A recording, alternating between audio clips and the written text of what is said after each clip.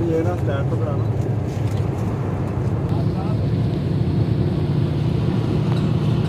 ये देखो अब मजा आया ठीक है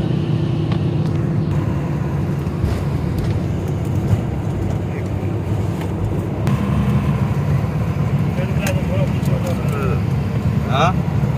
ठीक है मारूला हाँ तेरी जरूरत है ये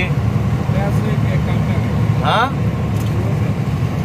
आर्डर लाओ एक तो मैं वो ऐसे खड़े खड़े करने हैं मैं भी तेन यही कहने लगा सी जल्दी आ इधर यार ये इन्होंने सीन ले लिया तो थोड़ा सा तो दे दो भाई थोड़ी सी जगह दे देना यार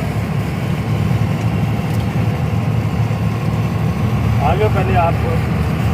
सेटिंग करके आ जाना सर आ जाओ यार 2 मिनट पूरम भाई पहले मेरा लगा